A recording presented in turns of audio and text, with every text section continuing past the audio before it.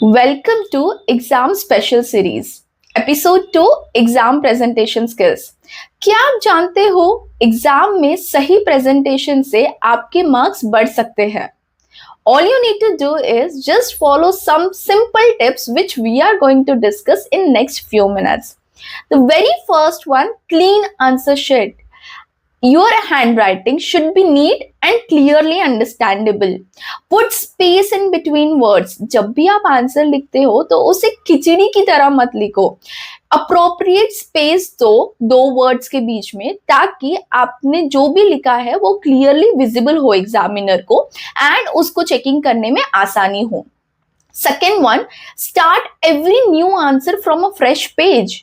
मान लो आप कोई आंसर को लिख रहे हो एंड वो आधे पेज में ही खत्म हो गया, तो आपको यहाँ पे नेक्स्ट आंसर को फ्रेश पेज पे शुरू करना है, भले ही पेपर बचा हुआ है.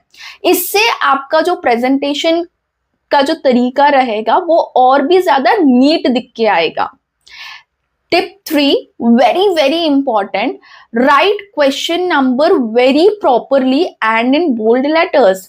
See, हम जरूरी नहीं है कि हम लोग सेम सीक्वेंस में हमारे क्वेश्चन पेपर को सॉल्व करें. हम पहले वही आंसर को अटेम्प्ट करते हैं जो हमें बहुत अच्छे से आता है. तो यहाँ पे क्या होता है ना, हम कोई फर्स्ट क्वेश्चन का आंसर हम लोग पहले लिखेंगे एंड फोर्थ आंसर हम लोग बाद में लिखेंगे.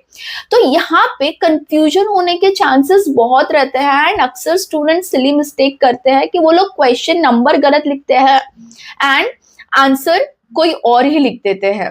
तो यहाँ पे उस सिली मिस्टेक की वजह से बहुत सारे स्टूडेंट्स के मार्क्स लूज हो जाते हैं. तो आपको वो मिस्टेक नहीं रिपीट करनी है.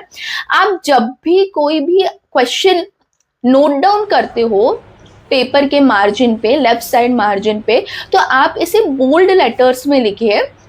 आप स्क्रीन पर दिए गए तरीके को भी यूज कर सकते हो. इससे बहुत ही क्लियर वे में अंडरस्टैंडेबल रहेगा कि आप कौन से क्वेश्चन के आंसर को लिख रहे हो. प्रैक्टिकल पेपर्स में रफ वर्क कहाँ करें? कई सारे स्टूडेंट्स क्या करते हैं, राइट साइड में मार्जिन करके वहीं पे रफ कैलकुलेशन करते हैं, जो कि बहुत ही ज्यादा गंदा लगता है. तो आप यहाँ पे सिंपली क्या तरीका यूज कर सकते हो, आप आपके आंसर शीट के जो लास्ट के 2 पेजेस रहते हैं वहां पे एक बड़ा सा हेडिंग डाल दीजिए रफ वर्क, एंड वहां पे आप आपके पेपर का सारा रफ वर्क कीजिए, जिससे आपका पेपर और भी ज्यादा नीट लगेगा.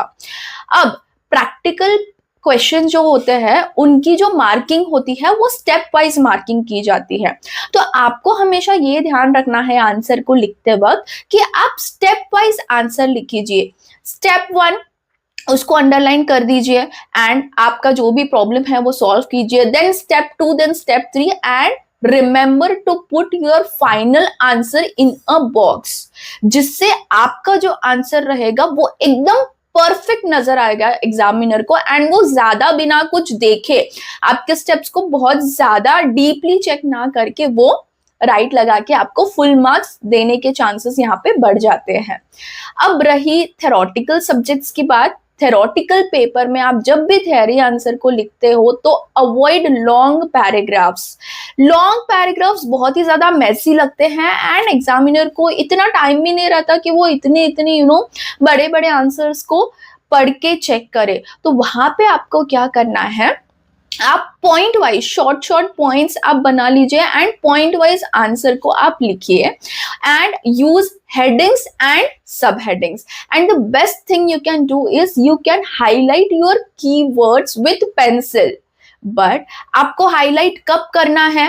आपको हाईलाइट लास्ट के 10 मिनट्स में, जब आप पेपर को फाइनल चेक करते हो आपका क्या रह गया क्या नहीं रह गया, उस समय आपको आपके पेपर में जो भी कीवर्ड्स है थेरोटिकल आंसर में उसको हाईलाइट करना है पेंसिल और स्केल से, ताकि आप आपके पेपर को भी उसके टाइम को भी इफेक्टिवली मैनेज करें.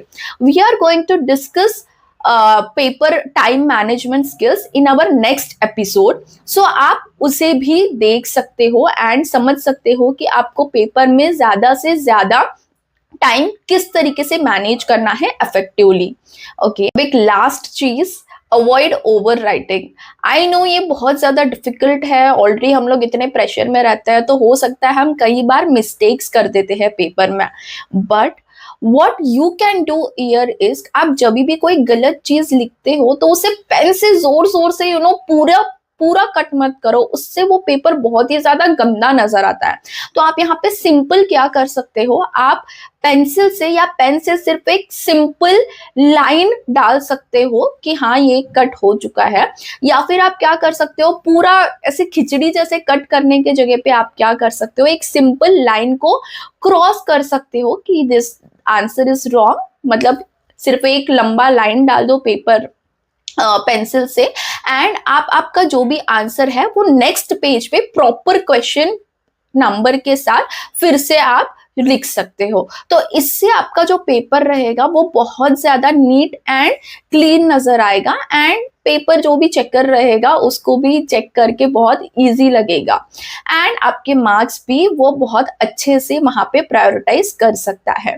तो ये थी कुछ सिंपल टिप्स जिसको फॉलो करके आप आपके पेपर में एग्जाम्शन भी एम कर सकते हो। अगर आपको कोई भी डाउट हो regarding exams, regarding revision patterns, तो आप डायरेक्टली मुझे इंस्टाग्राम पे डीएम भी कर सकते हो। एंड अगर आपको कंटेंट पसंद आया हो तो आपके सीए फ्रेंड्स को जरूर शेयर कीजिए जो कि इस एग्जाम में पास होना चाहते हैं। Stay tuned for episode 3, time management in exams.